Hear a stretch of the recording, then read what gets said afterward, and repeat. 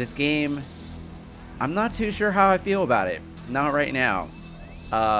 It's been sort of like rubbing me a certain type of way, and I can't seem to shake it. I talked about it a little bit yesterday at the end of my second or third stream of Metroid Prime 4, and then I talked about it a little bit more on my Kirby Air Riders, my last Kirby Air Rider stream, and it was just something that just sort of like carried over and just like kind of like clung to me, right? Like I couldn't quite like shake the feeling of what like Metroid Prime was becoming. So like I don't know if this episode is going to be more, I don't really know what I'm expecting going into this episode. Am I going to be looking for like, you know, what is it? Qualities or traits or elements of the game that could redeem itself, or am I going to be looking for more things to criticize? But for the most part, there are things about Metroid Prime 4 that I'm coming to like just sort of dislike. I mean, there are obviously pluses to the games, like the weaving of the narrative into the story. So like there's just a slight more story focused layer that's added to it. There's, yeah, like I said, there's a, you know, a narrative adjustment, a narrative focus. You know, the graphics couldn't be better. It looks beautiful on Switch 2. The performance is great. I love all the new features, the mouse feature, the way you move, the fluidity, the mechanics. All those things are great. The gameplay is phenomenal. But in design, I'm finding it falling short, as in like, you know, a lot of it is very linear right now, and like things that I've come to expect of a Metroid Prime game are like inherently absent, right? So like I feel like this game hasn't really been encouraging me much to explore. Like I don't know how many times I've actually like looked up the map to see like what's around, and I feel like, you know, like in other Metro Prime games, you're sort of like exploring at your own leisure. Samus is like learning about the world and the lore as she explores and scans things, and you sort of like, you know, get filled in by the environment, right?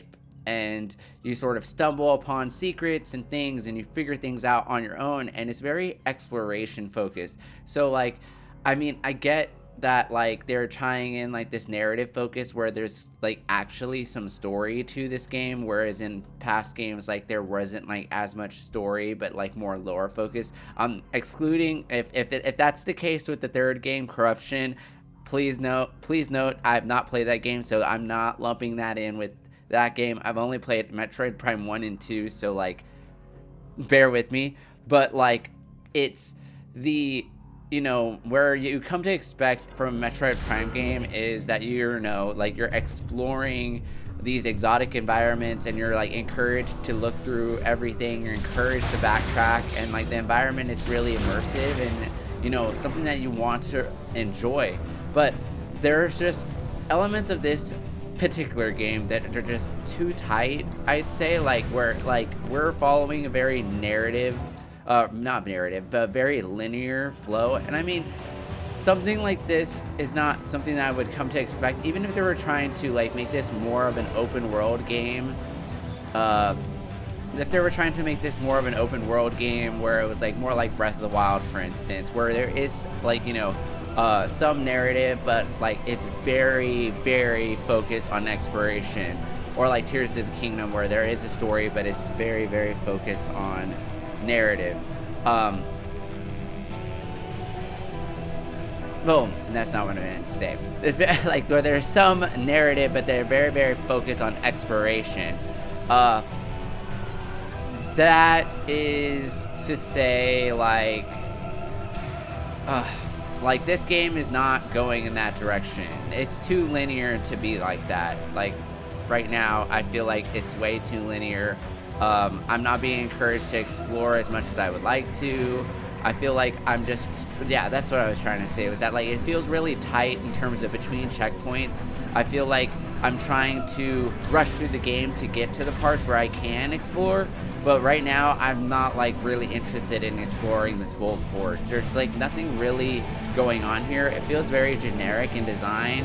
I mean, I get it kind of has its own feel and its flavor when compared to other Metroid Prime games, but like, I mean, every single Metroid Prime game has a different look and flavor to it, but I'm just like not really feeling this one, like especially this particular area. But I really did love the intro area, like the planet and the, what is it, the Fury Green area. I absolutely loved it. But even with that area where it's like, yeah, like we had this tight narrative with Mackenzie and like having somebody to travel with you, a companion, that's like super cool. I really enjoyed that, and I was like, oh, that's really awesome that we have like this guy that's, you know, exploring the planet with us, and he's like sort of the brain, and he's, you know, yeah, like that's super awesome. But what is it,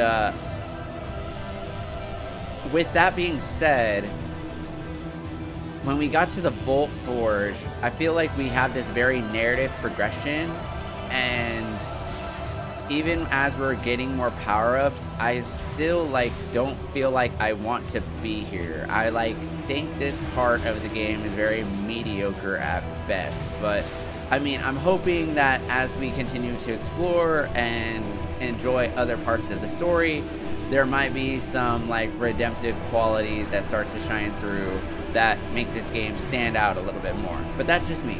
So anyways,